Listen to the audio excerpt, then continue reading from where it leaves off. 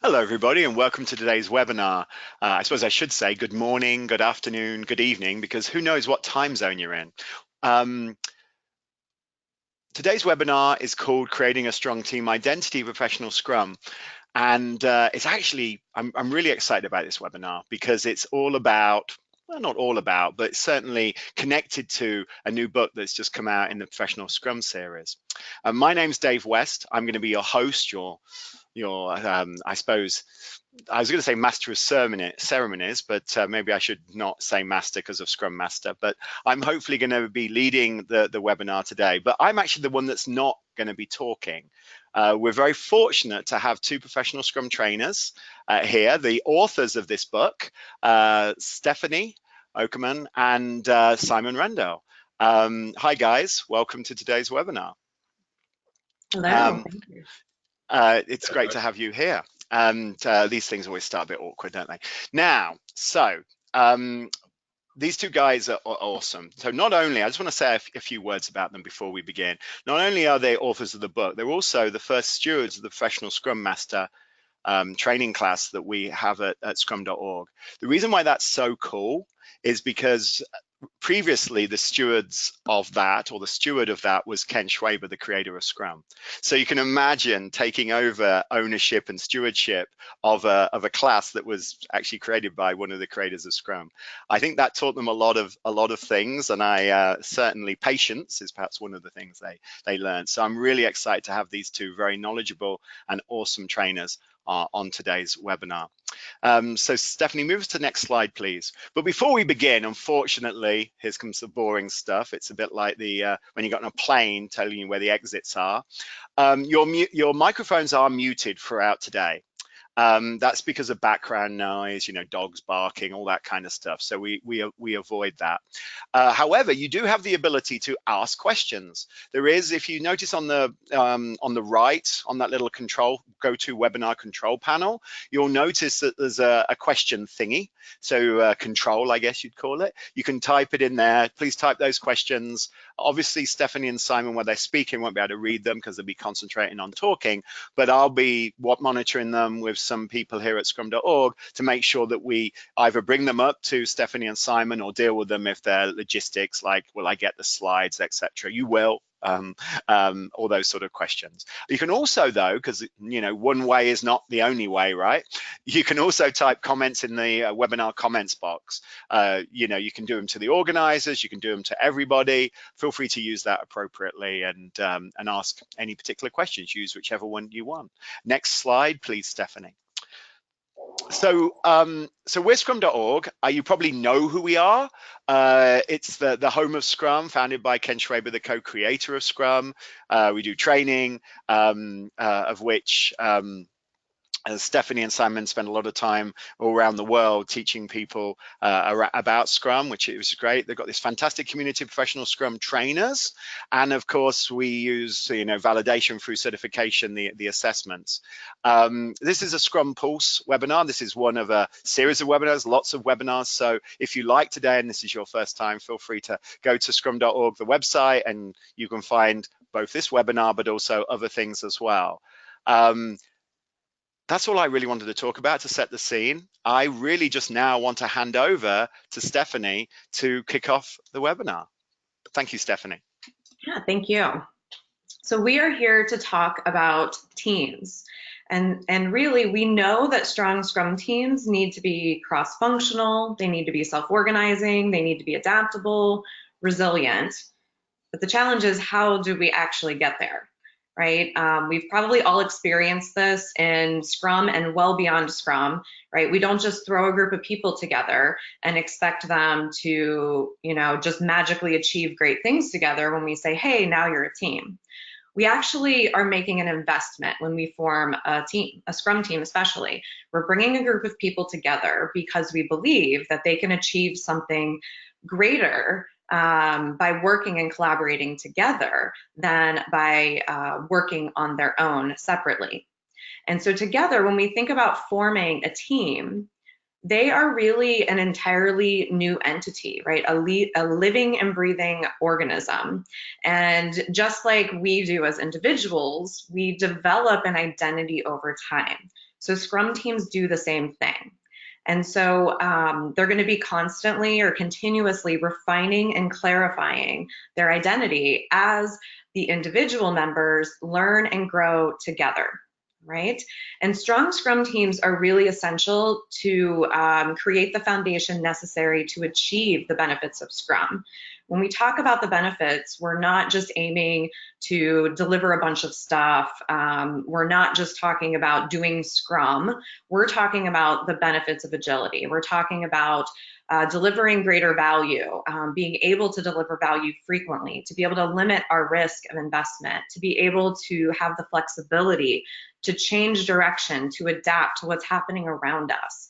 And when we want those benefits, right, we need to make that essential investment in growing a strong team identity. And the team's belief about themselves, their identity, can either help it or hinder it on its journey towards achieving their shared goals and continuously improving their effectiveness, right? When we talk about what does that look like, there are many things that go into building a strong team identity. And the place that we're going to start here is asking three big questions. These three questions are fundamental to forming an identity. I would say as individuals, these questions are important to form our own identities. However, they also are essential for strong Scrum teams.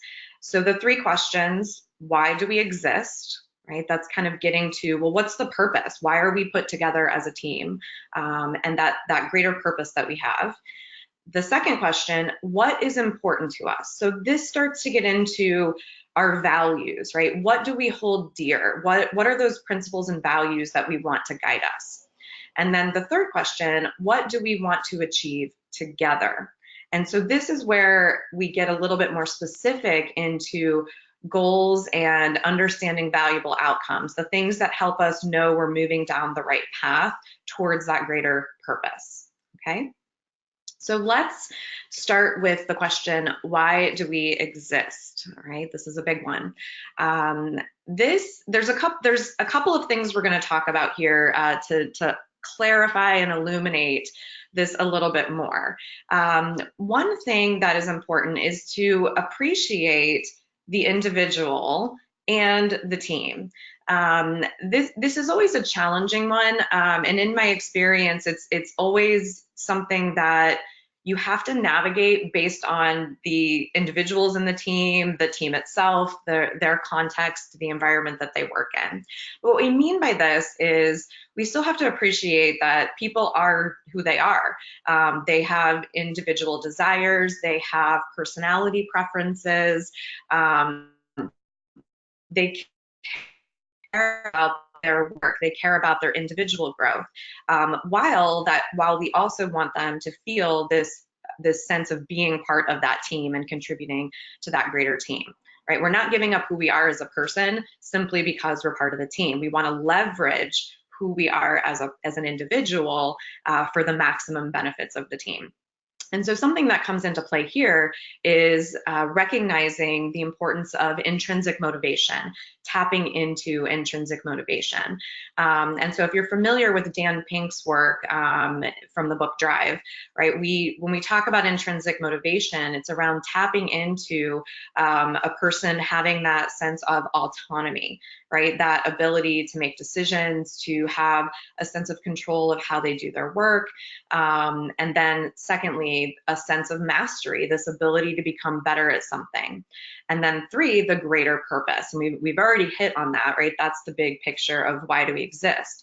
And so being able to tie the individual's intrinsic motivation factors into what is happening at a team level can be really powerful. And so something that I've done in this case is just having one-on-one conversations with individuals that help them be able to explore and articulate and kind of look for where there is this alignment between what's important to them as a person, having the appropriate levels of autonomy and mastery, and connecting that with the bigger picture of the team, and recognizing that if there are gaps, what do we want to do as a team to kind of help people feel that sense of intrinsic motivation being part of the team.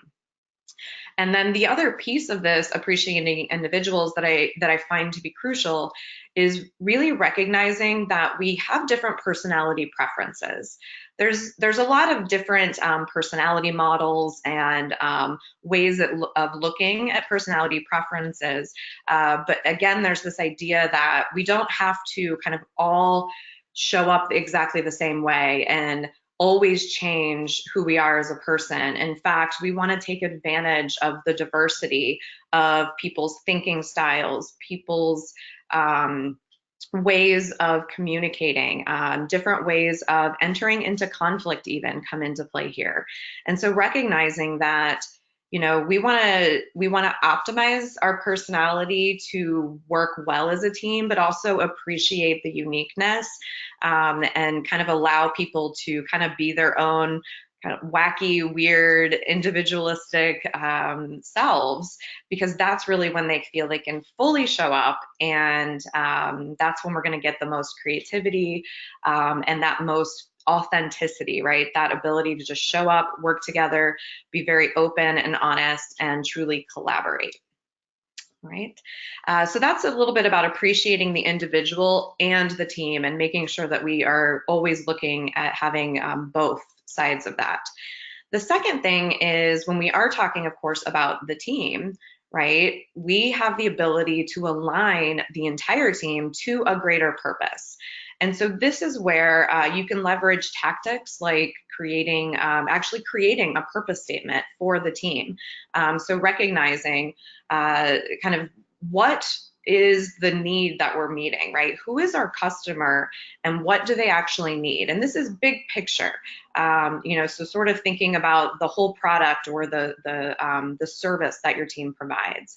And in addition to the what, there's the idea of recognizing the how, right? So kind of, you know, what is our product, right? What is the type of product or the type of service? So recognizing there's a what, there's a how, and who are we actually serving? So getting into who is that primary customer that we are targeting, and then the why. What's the real purpose of serving that customer need and that primary customer? And then, of course, teams can get creative and add in kind of that, what's your special sauce? What makes us unique? And our ability to achieve this greater purpose. So that's just one technique to think about, recognizing, you know, what, how, who, and why, and then maybe that special sauce.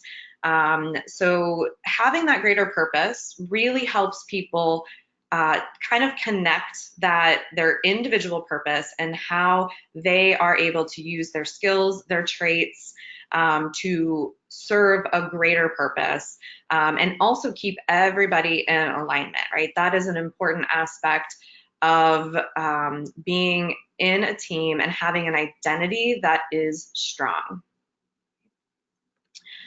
So I'm going to hand it over to Simon to help us out with question number 2 and question number 3.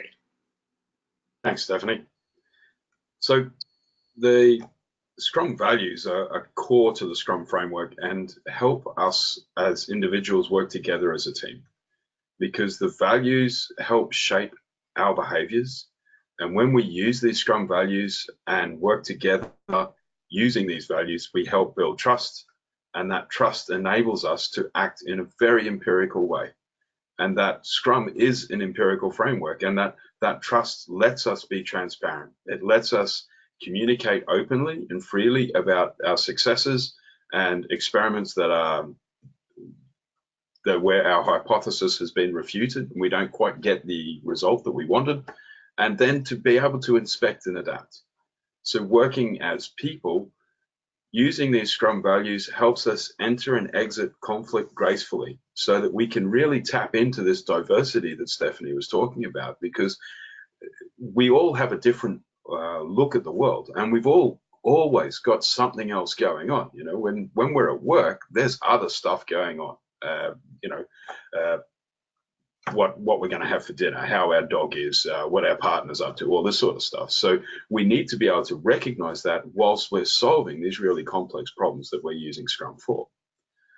when we use these 5 values of focus, respect, openness, courage, and commitment, when we use them in balance, then we build that stronger trust.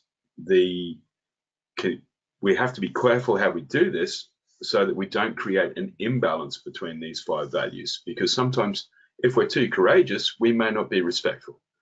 If we're too open, we may not be focused. So it's trying to strike that balance of these Scrum values to help us bring us to that alignment on the why. And that alignment on the why is core, because we have this understanding what our team is there to do, and that Scrum values help us focus on delivering on that purpose. We also need to ensure that each person's values are supported, because as individuals, we each have a set of rules that we run our lives by. And when we use the Scrum values, they should be supportive of each individual's values so that we can respect that diversity and we don't create surprises to each other. Being an empirical framework means what we're trying to do is build the principle of least surprise so that we don't go around surprising people with random actions or not doing things in an agreed way. And that's the power of the team. Because when the team comes together, there is an expectation that we will work in a way where we augment each other's offering towards the product. So when we think about this, this is where we move into this next point about working agreements. And a working agreement doesn't have to be formal. We don't have to carve it in stone or write it up on the wall, but it's a way of communicating how mechanically we are going to work together. So it will be, what's our sprint cadence? When are we going to have our daily scrums? When we're using remote working, how are we going to do that? These all tie into it. One of my favorite things to talk about is ELMO, or enough, let's move on, so that we don't hamster wheel around the same topic. And it's bigger brother, sumo, the more blunt way of, shut up, move on. Because you ELMO a couple of times and then go, right, sumo this. These all should go into a working agreement, because if you use one of these phrases and people don't understand the context, then they're surprised. And we're all about trying not to surprise people so that we can then focus on solving the complex problem. This focus on the way we work also helps us communicate clearly about our process, and that will then tie into the mechanics of how we're going to deliver our product, how we're going to work together, how we're going to structure our work, our tasks, our activities, and bake that into building good, strong feedback loops. Because the feedback loop is fundamental to the inspect and adapt cycle. And that then highlights what our working agreement constraints are.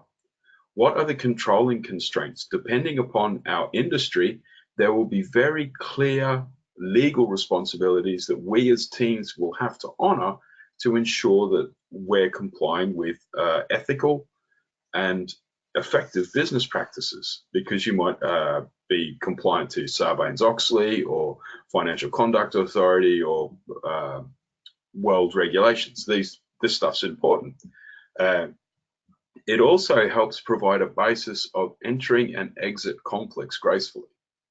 When we have a clear working agreement, there is a communication and an acknowledgement that we will have differences in opinion.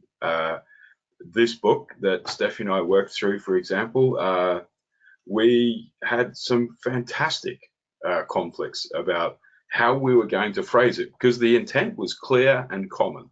But there were many times where we had to go into the conflict acknowledging that we both wanted the best book possible, and how could we resolve it. And what we weren't looking for was a unanimous thing. We weren't looking for unity, we were looking for unanimity. And a phrase that is often used is to disagree and commit. So, yep, I see your point of view. Yep, we'll go with that one. And that is really core for teams, because otherwise you build up like anti-Scrum values where you build up resentment, a breakdown in trust and frustration. And what we really need that not to be there.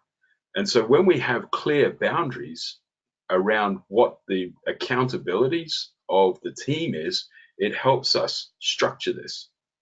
And this is where the values build trust. Trust helps us enter and exit conflict gracefully. That ability to enter and exit conflict helps us build stronger commitments to each other, to our purpose, to our goal, to our product, to our organization, and then hold ourselves accountable. Starting with, are we using our working agreement as we agreed? Are we using the framework as we agreed? And then from there, are we achieving the goals that we need to achieve in order for our organization to derive the best value from the Scrum framework? So this is why it's so important that teams understand how the Scrum values and their personal values interplay into working agreements to focus on delivering optimal business value. So that will then lead us to the next point, which is, what do we want to achieve together? So in the first section, Stephanie introduced why the team existed, which is the broader purpose of the team. What we're thinking about now is the purpose will break down into smaller goals or stages. And this is where we'll need to have product visions, roadmaps, objectives, goals. And these goals need to be aligned with our business and organizational goals. What is the organization's mission? What is the organization's strategy? And how will our team support our organization executing and delivering on that strategy? Regardless of your industry, you will need to ensure that your team is helping your organization progress towards that goal. Otherwise, the relevance of your team will diminish, which is not very helpful. So when we have a product vision, we can then break that down into product goals, and then that will be visualized in our product backlog, however you create it and refine it. Then we bring it down to the more tactical, and each sprint should have a very, very clear goal so that we as a team know what will be delivered this sprint. And there are many different tactics of doing this. One that I quite like was introduced to me by a friend, which is at the end of this sprint, we will demonstrate what is it that you're going to show your stakeholders at the end of the sprint. And this is so that we build a focus on outcomes. If there is a needle that we're going to shift, how are we going to shift that needle? How will the people who are going to use our product going to enjoy using that product?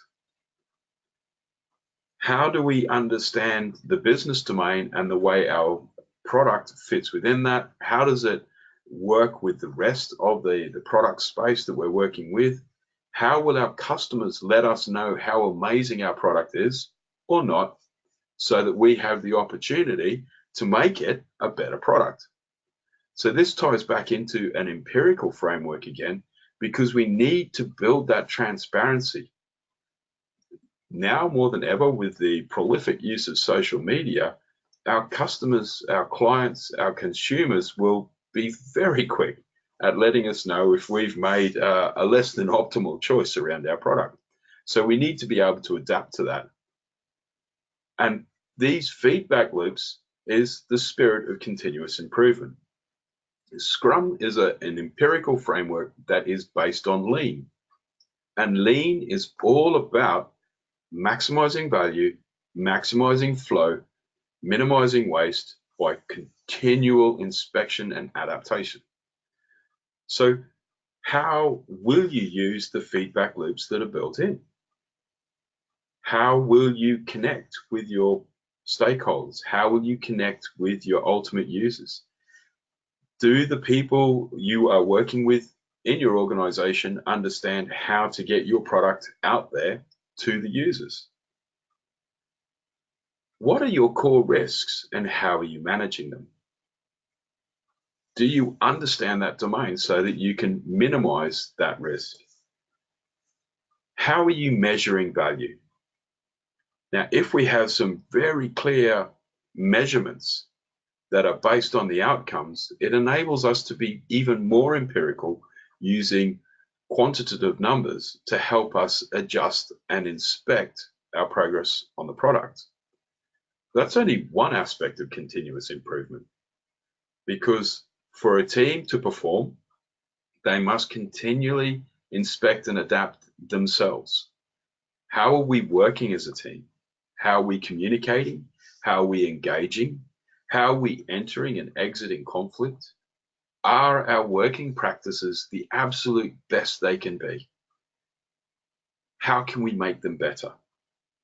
And if we think about our teams in the model of a professional football team, whichever flavor of football that is, whether it's egg-shaped or round or whatever, if you're in a really professional team, your colleagues on that team will expect you to train properly, to follow the right diet regime, to do the correct exercise and gym routine to ensure that when you turn up to play the game, you are at your best. Do we offer that invitation to our colleagues on our Scrum teams? How can we help support each other to be their best self when they show up to work? And that means that we need to accept them for who they are. So we're diversity and tolerant and acceptant, because then they can be themselves and bring the full power of their capabilities to focus on resolving the complex problems. This can happen regularly through the daily Scrum. It can happen anecdotally or just around the time box within the sprint. But the most formal event for it is the retrospective. And top tip is to make sure that you vary your sprint retrospective so that you don't get pattern fatigue. And it's like, oh, it's retrospective. It's going to be those 3 questions. So if we knock through this, then we can go to lunch 15 minutes early. So I encourage you to have a look at a great website called RetroMat. If you just Google that, it will bring you a fantastic series of structures that you can bring into your retrospectives that will make them different and engaging. Once you have had your retrospective, there should be some clear positive actions to take from that retrospective into the next sprint. Ensure that they're there. Ensure that those retrospective actions are included in the sprint by having them in your sprint backlog and referencing them every daily Scrum. That will help your team not feel samey or stale and help you move forward to continuously improve your progress on the product as well as your collective capability as a team.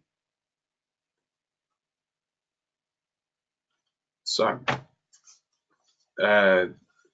Stephanie.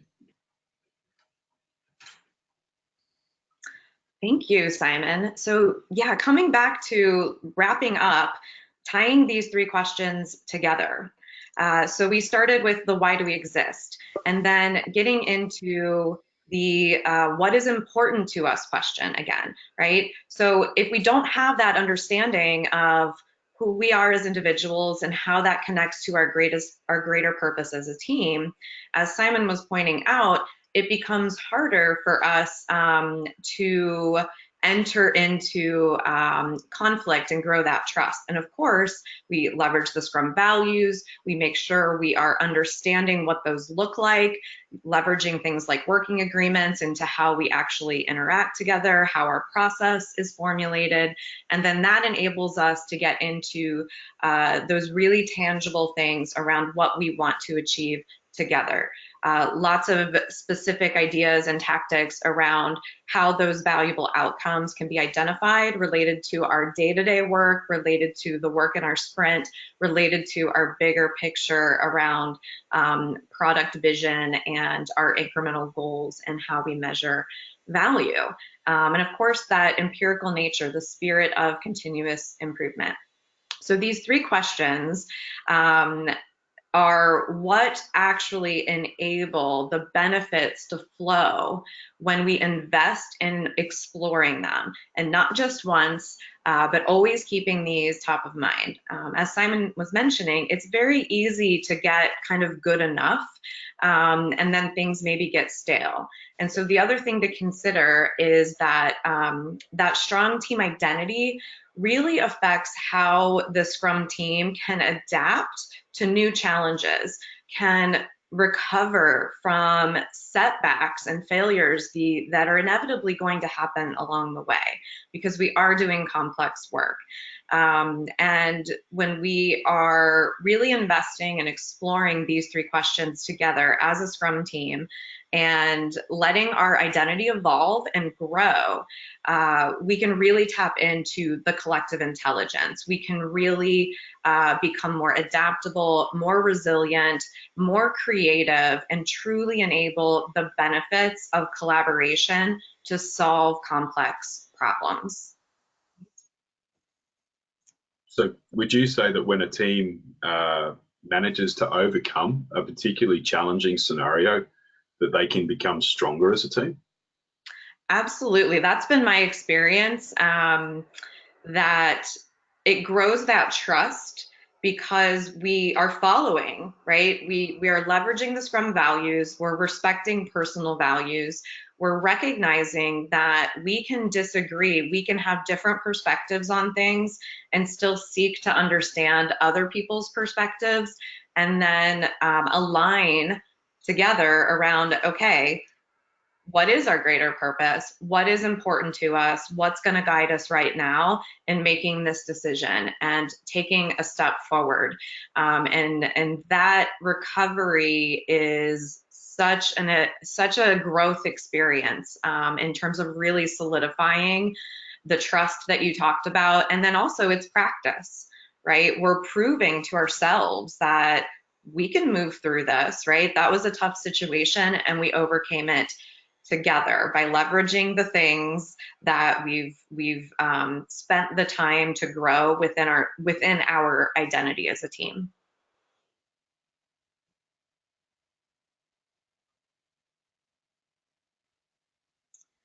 Right, so we've covered a number of topics that are explored a little bit more fully, and of course you can go well beyond into many areas of study. I know that Simon and I geek out a little bit on the team identity aspects and really appreciating individuals and how do you actually leverage individuals and create strong team processes that are based on a strong team identity. And so the Mastering Professional Scrum book, this is certainly a theme of chapter 2 in the book, but you'll see how it relates to process. You'll see how it relates to greater product value and in other aspects of the book. So for us, the reason we wanted to do this webinar on the topic of team identity is because it really is that foundational aspect, and it's something that we always need to be having top of mind and growing and evolving. And so I know that Simon writes on his blog, I write on my blog as well, so feel free to check out what we've written in the past. This is a topic that we both are very passionate about, so it tends to be a topic that we do additional work around. And the book, if you're interested in picking up a copy of that, it is currently available as an ebook and in print in some locations. Information on the slide here, and take advantage of that 35% discount code as well. And just one other thing I want to point out is I do have some additional resources that I've put out there, some digital content that I wanted to really just explore for fun around helping people get a little bit deeper perspective on the book, as well as additional resources to help them, especially Scrum Masters, to really thrive in their role, and recognizing how the Scrum values that Simon mentioned really can be utilized in a strategic way. So if you're interested in that, you can go to my website and sign up to download those free digital resources. All right. So at this point, we really wanted to reserve a lot of the time of this webinar to answer your questions. So Dave is going to help us by giving us some of your questions. Yeah, I'm going to try to help. Thanks for that great overview of team identity, and you made me think a little bit. That's sort of my grandma's saying, if it doesn't kill you, it makes you stronger. I think some of the best teams I've been on are ones where everybody's trying to kill us. It feels like some days, and we are ridiculously strong as a unit because of that. Which is fantastic. So thank you for that. Yeah, we do have some questions. We have quite a few questions. I've been trying to knock off a few of them as well and answer them very badly on typings, but I might bring some of those up again. But the question that sort of it's from a number of questions. I've sort of merged it into one. It's really around what qualities and characteristics do you look for in a team member, and that's very apropos because we did some research with McKinsey on that very subject, mostly focused on soft skills and behavior characteristics or personality traits. So I'd love to hear, you talked a lot about identity, you talked a lot about how a team can form around purpose and around taking that then into the actual work that you're doing. But tell me a little bit about your opinions, Simon, Stephanie, on what the qualities and characteristics you look for in a Scrum team member. Oh, I'll go first. Yeah, sure. Firstly, they need to be able to bring something to help us build our product. So they need to have a competency in the domain that we're trying to build in. So just get it out there. They need to be able to effectively help us move towards building our product. The next thing that we're really looking for is, do they want to be in the team? Are they willing to work within the process that we're using? And do they demonstrate the Scrum values? And what we're really what I particularly look for is an open-mindedness, that curiosity, that willingness to engage with others and to learn, to really embrace learning about the new situations, other people. And as I say to my kids, can you play nice with others to get the stuff done? So important now. Yeah, so obviously you have to have some skills that necessarily in the context of the problem you're trying to solve or the goal you're trying to reach, and then your ability to work with others is obviously a key one. Stephanie, anything to add to that? Yeah, the curiosity thing, I just want to add on some more examples of that. It's curiosity about people, right? Like that idea that you really care for people and you appreciate people, and so that you bring that openness and curiosity, not just specifically to the problem that you're trying to solve or the value you're trying to create, but also to how you show up in the world. And that's a really good indication of what Simon was talking about there, that do you play well with others, a simple way of putting it, but it's really that you other people enjoy working with other people and appreciate learning from others and seeing that, oh, they see the world a little bit differently than I do. So sort of that taking curiosity a little bit further to also how it shows up in terms of worldviews and perspectives and that growth mindset. And I think there's some humility that comes into actually that showing up is, maybe I'm wrong about this. Can I be curious about, what if I'm wrong, right? What if I'm like a 10% wrong or 5% wrong even?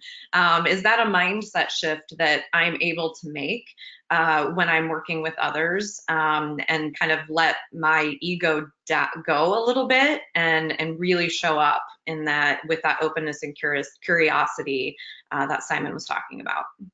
Yeah, I hate to quote Tim McGraw, but humble and kind, right? For the people on the webcast, he's a country star here in the United States. But humble and kind. One thing to add to that, Dave, kind doesn't mean you're just nice to everybody, right? It means that you're willing to, for the greater good, enter into those challenging conversations, but can you do it with respect? Can you do it with that greater good in mind? So I love that word kind. I just find it often the full meaning of it isn't fully understood or appreciated. No, and we could, sorry, Simon. No, that on that kindness note, there is also some kindness to yourself, because we're humans, right? We're the number of times I've put my size 10s in my mouth and then spoken is I've lost count. So when we make mistakes, forgive graciously, and also do the same to others, so that we're all learning. And that compassion, that kindness to accept people's learning and help people bounce on that is really, really, really useful. I think that's, and we could talk for hours just about that. There's a personality trait called agreeableness, which is one of the big 5. And as much agreeableness seems to be a trait that we hate, particularly in the United States, because you get walked all over, etc. We want strong people. The leaders are always strong. And it's I guess, it's a sort of difference, to use Star Wars analogy, but the Emperor and Yoda, right? Who would you rather be in a team with? I mean, obviously the uniforms, Simon, I accept that you'd prefer the Empire uniforms, but the but yeah, it's just exactly it. Okay, so let's move on a little bit about Scrum and the position. So the Scrum Master, right? The Scrum Master comes into a team. There's all sorts of weird personalities, and I say that in the nicest, kind, humble way, by the way, Stephanie, sorry. There's different types of people, or everybody's like, and it's like, oh my gosh, and there's lots of conflict. What's their role? How do they help grow this identity of the team? This, where do they fit in in helping? I mean, your book, chapter 2 and 3, as I recall, having spent a lot of time reviewing it, thank you for that, definitely talks a lot about this. But could you share a little bit on that? Yeah, I can start on that. I think it is a crucial aspect of the Scrum Master role. Each role has a very distinct accountability and focus, and one of the things that the Scrum Master is focusing on is the health of the Scrum team, because that is essential to actually be able to be empirical, right? To be able to have the level of transparency we need, to be able to inspect and adapt.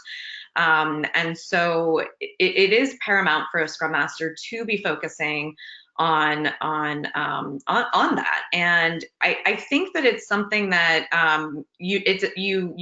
you start in a certain place, and then you approach it in different ways depending on what is happening with the team identity. What do they need most right now? Are they still in that phase where they're trying to figure each other out and trying to understand different personality preferences, and how do I show up differently when I want to achieve a certain outcome working with a team member?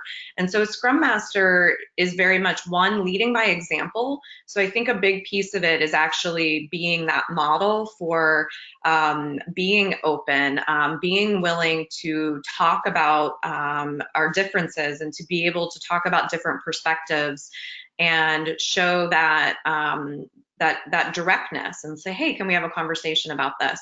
And so there's kind of an informal aspect of it where some of it's just how you're showing up, but then there's a lot around facilitation. So are you actually creating opportunities that enable the Scrum team to have a safe space to have certain conversations and to explore who are they? Why do they exist? What do the Scrum values mean to us? And coming to some consensus around how those values and what's important to us in our work as a team are going to be reflected in our working agreements, in our process. So there's a lot of facilitation skills that Scrum Masters need to bring into facilitating this. And I also don't want to lose sight of the fact that one-on-one conversations are just as important. Again, appreciating the individual and the team. And so some people are going to want that one-on-one and feel more comfortable and be more candid. And there's no reason not to do that just because we're a team. That's an aspect of balance there. Yeah. So before we move to you, Simon, I just want to ask a question that's come in from Kai, and she said that basically a really interesting question. So what happens when you got team members that don't accept the Scrum values? What happens? Does a Scrum Master like beat them with a stick? No, I'm not. By the way, I'm not recommending that model. Please do not quote me on that. But what do you do? What do you two do? Maybe Simon, you can be a little bit of an angry man at times. What do you do when people just don't listen and aren't exhibiting those values? I know what you do to me, and I'm pretty scared. But what about Well, other normal people? I would do for those team members exactly what when we're working together. I strongly believe our duty as a Scrum Master is to reveal, not resolve. And facilitation is not a soft space. Facilitator's duty is to hold the space of safety, but also to remind people of the accountability of being in that event or that collaboration. The outcomes need to be delivered. If we've got a group of professionals in a room, the burn rate of that event could be tens of thousands of dollars per hour. So we need to yield at least that to break even as a business, preferably 5-10 times value to make to be an effective business.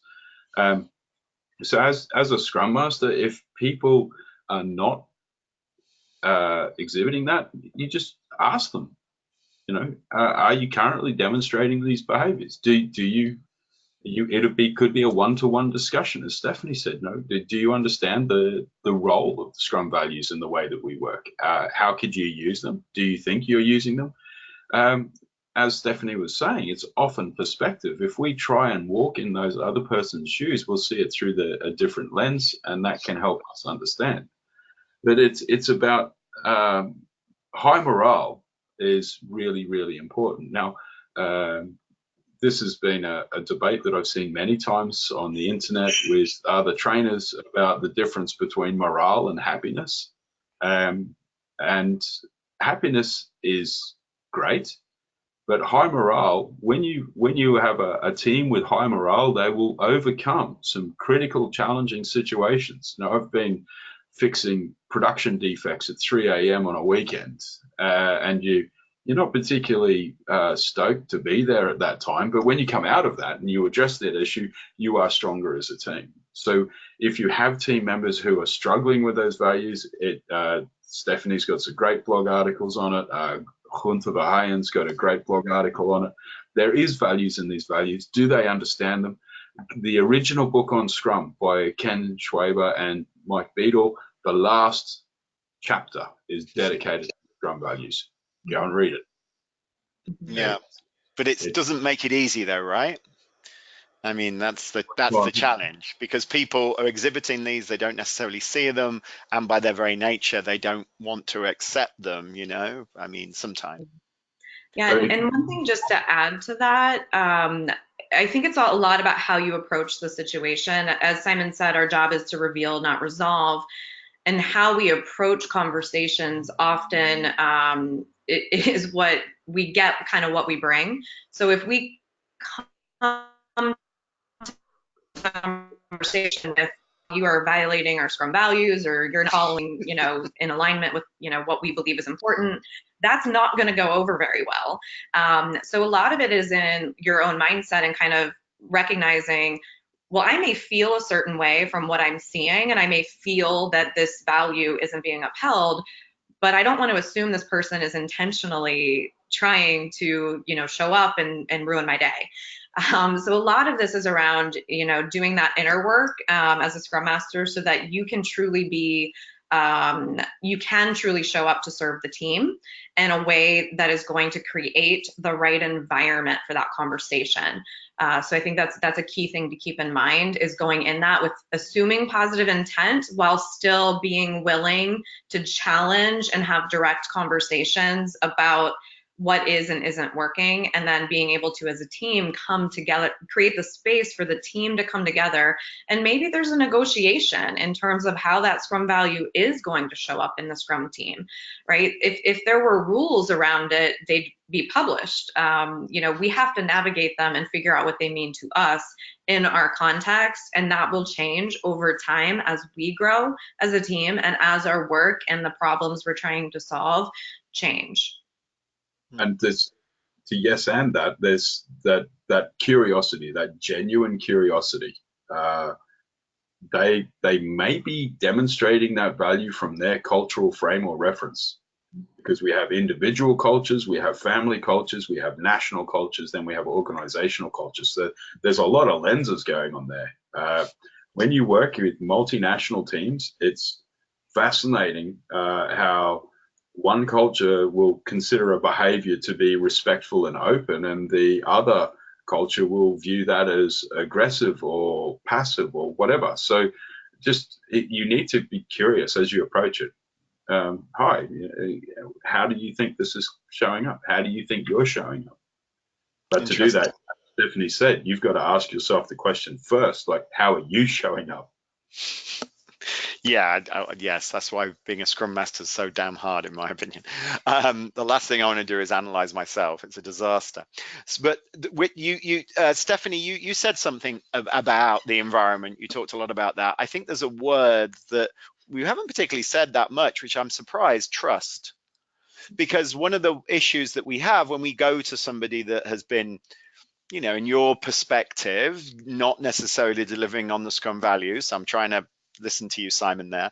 And then you ask them, if you do it badly, you can actually erode the trust that you have with them. And ultimately, an effective team runs on trust. I mean, that's the most important fuel of a great team to be successful. So, Stephanie, I'd like to call you, what are some tactics to help gain trust personally and between the members of the team?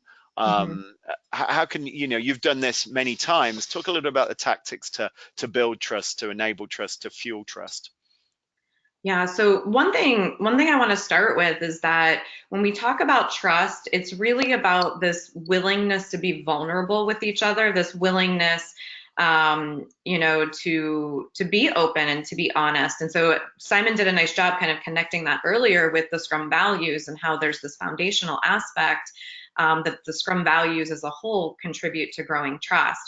But this idea of vulnerability, I think, is the first place I start. So as a Scrum Master, a lot of times I need to be the one to be vulnerable, to be willing to admit that, I don't know something, or that I made a mistake. And Simon brought up a good point. We having being able to forgive ourselves or have compassion for ourselves and care for ourselves, right? Being willing to show that to others that, hey, I said something that I shouldn't have said. My emotions were high and I was telling myself a story, and I really just should have come to you with a much more open mind to understand your perspective better, right? Having that conversation, being able to say that to the person or even to the team, really goes a long way. I know that one of some of my most powerful moments and my most powerful, I feel like the time that the team trust grew was when somebody kind of challenged me on how I was showing up, and did it in a very respectful way. But it was kind of something that I initially felt a little bit hurt by, like, oh, wow, like that's not what I intended. And in that moment, I had a choice of, do I get defensive about this? Do I try to explain myself away and explain it away and justify why I did it that way? But I just said, thank you for sharing that one. That was the first place to start, because that was a very brave thing for the person to actually be willing to say to me. And, just being really honest, like, yeah, like I get that. And if that happens again, I'm going to do my best to not do that, because that wasn't my intention.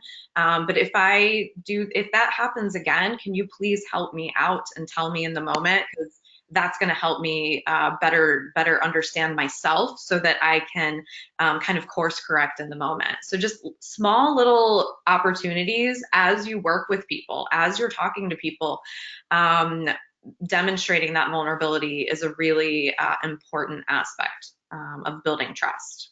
So vulnerability, I like to also add a little bit of humor to it, because otherwise it just gets too deep and everybody's like crying and hugging and things, and I don't really like that. So so a little bit of humor, a little bit of vulnerability. Simon, anything to add to that? The word that resonated that Stephanie used was intent. It's positive intent. Showing yourself, being human. If you signal something and if you indicate something, say, I'm going to do this, then you got to do it.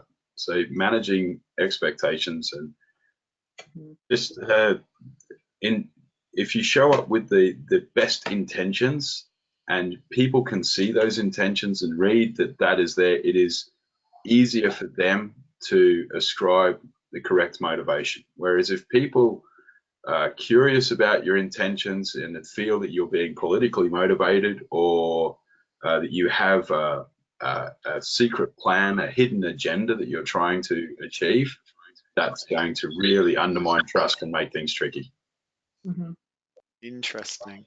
Okay, so sort of a flip from that, it's all sounded a bit hip, soft and nice and, walking the talk. There was an interesting question from Anna about, she's a Scrum Master, she's part of the team, she's respected, appreciated, but sometimes she wonders if she should be more strict, whether she should sort of like no, this is not courage, this is not openness or whatever in terms of the values, or you did a poor job on that sprint review, or come on guys, come to the daily and actually contribute, don't just smoke your pipe or whatever, though I think that's probably against the law in most offices now. But so give any advice for Anna there. I mean, it sounds, is it all just nice happy family stuff, or is it something else? Simon, you're strict and you shout a lot. Discipline equals freedom, right? If you can execute on the framework, if you use the framework correctly with the correct intent, if you hold people accountable, make their accountabilities known and hold them to it, it becomes so much easier. If you're very clear what you expect from people, people will achieve that. If you're fluffy on what you expect from people, it makes it impossible for them to achieve it. It's all about transparency. It's like, you're a dev team, I expect you to achieve a done increment. The done increment will look like this. It means we can give it to our customers, we can get some feedback. Okay, let's go. If the daily scrum has been agreed to start at a certain time, it starts at a certain time, and 15 minutes later it ends. End of. Next. You need to have that structure for the empiricism to work. Otherwise, your metrics don't work and your feedback loop is broken. Yeah, but you do it in a nice. You don't do it in a disrespectful, belligerent, nasty way. You don't call people out and insult them. You encourage them and cajole. You can ask them and say, did our daily scrum start on time? Did we achieve a done increment? Just if you turn everything into a question, it's hard to say that you're being disrespectful, right? It takes a lot of practice to make a sarcastic question. But, and the other thing that is important to remember is that our job as a Scrum Master is to challenge people to higher greatness, right? Yeah. Inspire them to even want more for themselves, challenge them to get better. So yes, it is appropriate to be a little stronger in terms of, if, here's what I'm observing. You can say a difficult message in a respectful way, and you can ask a challenging question, and especially if you have transparent data, right? When you have the data, as Simon was talking about, that, hey guys, look, we have defects that we're putting out in production. What's happening here, right? Actually using empirical data to challenge the status quo is one way to help them own deciding on what the problems are and moving forward with them. But just kind of saying like, hey guys, I think we might be able to do better. What do you think? you know, that's not necessarily coming at this from the true intent of a Scrum Master's role, right? It's okay to be challenging, it's okay to be direct, and it's okay to be strong. In fact, you're going to need to be. But again, it comes down to leveraging empiricism. Transparent data is the starting point, your facilitation skills, and then how you are showing up and approaching the situation with respect and kindness, no matter how direct and challenging you are also being. Thank you. We've come up to the top of the hour, so we're going to have to go. We could talk about this for days. In fact, I think we possibly have. But I love the new T-shirt that Simon's going to get printed. Discipline equals freedom. I think that's yeah. That's a book by Jocko Willink, one of my favorite authors. Discipline equals freedom. I haven't actually heard that before, which is surprising, but I love it. I think that's great. I love Stephanie. Be direct. Be straightforward. Be honest. Be open, and don't worry. And yeah, look, like you say, like you're saying, like you mean it. Show your intent. I thought that was really, really good. So Stephanie, oh yes, good, you did it. Now, ladies and gentlemen, I know we're over our time and you all got to whiz off and do really important stuff. Hopefully be a little bit more open, be a little bit more transparent, be a little bit more disciplined to allow you to be more freedomy. There's some great learning though. You don't have to just believe Simon and Stephanie here. There's a learning path on our website on Scrum.org. Look at the Scrum Master Learning Path. It's awesome. There's loads of resources. There are lots of materials by Stephanie and Simon, but other PSTs as well. And some great materials there and some great references, videos, blogs, articles, white papers. Feel free to use that. And let's carry this conversation on. This is a great conversation. I'd like to thank Stephanie and Simon, particularly. Thank you for taking the time out of your very busy days. I know you're ridiculously busy and a little bit relieved after getting the book out. So talking about it might not be the thing that you want to do at the moment, but thank you for taking the time out, sharing your wisdom and insights. Thank you for attending, ladies and gentlemen. Come back to the Scrum Pulses in the future. They're always entertaining, they're always interesting, and hopefully they're somewhat useful. Thanks, everybody, and have a great day. Bye-bye. Thank you.